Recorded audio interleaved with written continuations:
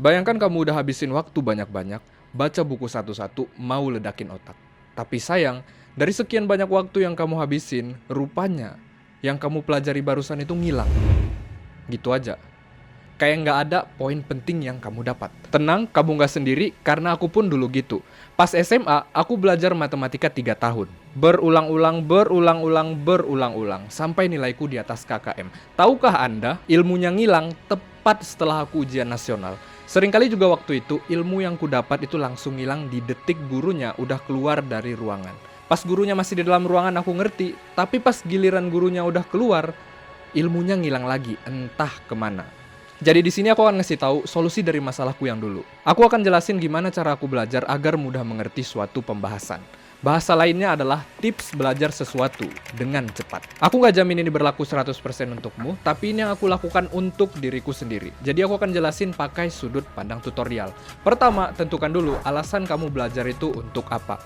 Kalau bahasaku, tepat sebelum kamu mulai belajar, tanyakan lagi pada dirimu. Kenapa aku harus belajar ini? Semakin keras alasan kita, maka semakin kuat motif kita untuk ngelakuin sesuatu. Dulu seingatku pas aku masih SMA, tepatnya pada pelajaran matematika, aku nggak punya alasan keras untuk aku belajar hal tersebut. Kecuali alasan-alasan lembek kayak biar nilaiku tetap di atas KKM, biar aku bisa lulus SNMPTN, biar guruku nggak marah, dan biar ibuku senang lah. Ya pokoknya alasan-alasan lembek yang kayak begitu. Itu dulu pas mindsetku masih salah. Terus gimana biar alasannya kuat? Akan jauh lebih menyenangkan bagi Heri Mulyadi versi SMA kalau ada yang ingatin aku dengan cara begini. Her, belajar matematika yuk. Karena dengan itu, kamu nanti bisa pakai ilmunya suatu saat. Memang untuk saat ini itu tuh nggak guna. Mungkin itu bakalan terpakai loh. Misalnya kalau mau jadi arsitek. Nanti pasti terpakai kan beberapa rumus dasar. Misalnya lagi kamu mau jadi programmer. Pasti ada tuh nanti yang terpakai rumus-rumusnya. Itu akan terdengar jauh lebih menyenangkan daripada aku dipaksa dengan kata-kata familiar yang seperti ini. Anak-anak, duduk. Kali ini kita akan langsung belajar aljabar. 4x tambah 5y sama dengan 12. Tentukan jumlah dari XY pangkat 2. Lihat, terasa bedanya kan? Mana yang kita belajar karena memang betul-betul ada manfaatnya untuk kita. Dan mana yang kita belajar karena kita disuruh tiba-tiba makan materi. Kita ini manusia guys, seberfaedah apapun ilmu, itu nggak akan masuk ke otak. Kalau menurut kita, itu nggak akan ngasih apapun. Kadang yang bikin kita disiplin untuk termotivasi adalah jawaban dari kenapa. Kalau alasan kenapanya cocok denganmu, baru deh kita itu bisa senang eksekusi pelajarannya. Kalau kamu tanya ke aku sekarang, Her, belajar matematika yuk. Aku akan langsung jawab ayo, tapi aku maunya pelajaran matematika yang tentang logika, peluang, sama yang ada hubungan-hubungannya dengan investasi dan dagang. Kalau yang udah sampai kayak integral, rumus nuklir, aljabar tingkat lanjut, aliran oli di mesin, kecepatan piston mobil atau apalah namanya itu nggak akan bikin aku tertarik. Karena nggak ada hubungannya denganku. Itu mau kupelajari, tapi seala kadarnya aja guys. Ingat ya, nggak ada ruginya juga belajar hal baru. Tapi pastikan itu sesuai dengan alasanmu. Selanjutnya, kalau misalnya kita udah nemu alasannya, kita praktek ya. Nomor 2, bikin list sekali duduk itu ngapain aja. List ini penting, meskipun kadang nggak aku lakukan secara sadar. Maksudnya adalah, pas kamu lagi duduk, tulis aja dulu target motif kamu itu mau belajar apa-apa aja guys. Misalnya kamu punya rencana untuk belajar sejam aja gitu. Artinya, kamu sesuaikan 1 jam itu dengan kemampuanmu itu sanggupnya berapa. Kalau aku dalam 1 jam itu mungkin bisa habiskan sekitar 1-2 bab kayak begitu. Berarti aku contohinnya tuh gini. Belajar 1 jam harus habiskan bab 1 pada buku XXXX gitu. Tempelin di depan mataku, buang HP kita bentar dan fokus saja 1 jam itu untuk habisin 1 bab. Ingat ya, dengan catatan itu realistis, sesuai kemampuan dan bisa terukur. Beberapa orang sangat aneh guys kalau misalnya aku lihat di tutorial. Ada yang katanya bisa ngabisin 1 buku dalam waktu 15 menit. Mungkin buku TK cocok, tapi kalau untuk buku pelajaran itu udah terlalu di luar nalar. Saranku nggak usah terlalu diburu-buru kalau kamu mau dapatin pelajarannya. Nah yang perlu diingat lagi, list tersebut pastikan ada hubungannya dengan targetmu untuk jangka panjang. By the way yang begituan kadang nggak kutulis, karena kalau aku itu udah otomatis aja. Tapi itu bagus untuk reminder kita, untuk meluruskan prinsip kita, itu belajar di situ itu mau ngapain aja. Biar kita lebih fokus dan nggak terganggu. Ketiga, pas lagi belajar, catat di buku pakai bahasamu sendiri. Pas SMA dulu, anehnya itu pas aku masuk jam belajar gitu kan.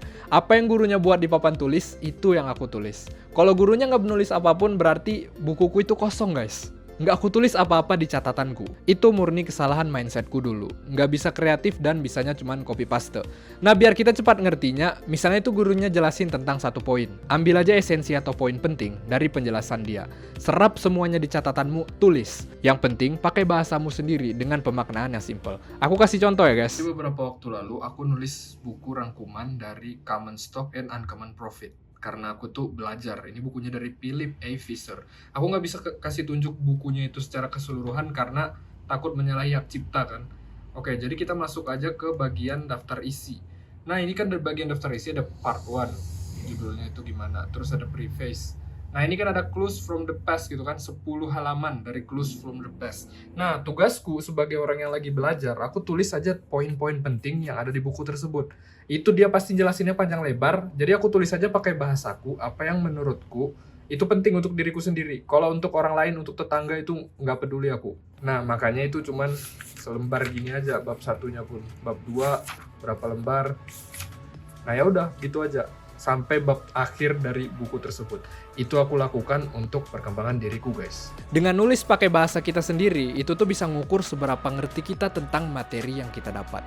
Contoh yang sering kita alami dalam hal ini adalah kalau misalnya kita tuh ingat karakter anime. Kita itu nggak akan maksain pakai bahasa yang terlalu canggih dan belibet jelasinnya. Enggak, kita ingat mereka karena itu familiar. Karena kita memang beneran udah ngerti, jadi kita bisa jelasinnya dengan secara simple. Nah, biar ilmunya jadi lebih nancap lagi ke akar yang lebih dalam, yaitu kita lanjut ke bagian 4. Jelasin hal tersebut seolah pada anak kecil. Aku setuju dengan salah satu coach dari Feynman yang bunyinya, kalau kamu nggak bisa jelasin suatu hal pada anak yang baru sekolah, sebenarnya kamu tuh nggak ngerti-ngerti amat. Aku sangat setuju dengan hal tersebut. Ketika kita merasa udah ngerti suatu hal, tapi kita belum bisa jelasin pakai bahasa ringan ke berbagai kalangan, apalagi kalau misalnya ngomong ke anak kecil pakai bahasa langit, sebenarnya kita itu nggak ngerti-ngerti amat. Dengan kita jelasin itu ke anak kecil atau ke siapapun, itu bisa semakin mengkokohkan hal baru yang kita tahu. Kamu juga bisa lakukan alternatif lain kayak bikin notes HP, ajak diskusi orang lain. Hal itu kita lakukan biar kita itu jadi aktif dalam menyampaikan pengetahuan. Aku juga sangat sering lakukan hal itu. Kalau misalnya aku kilas balik ke masa dulu, aku akan kasih tahu Heri Mulyadi versi sekolah video ini. Apalagi poin pertama, poin yang bikin aku malas belajar. Tapi yang namanya waktu itu nggak bisa diulang, jadi inilah yang kulakukan tiap kali aku belajar. Aku harap video ini bermanfaat bagimu. Gajah mati meninggalkan gading, harimau mati meninggalkan belang.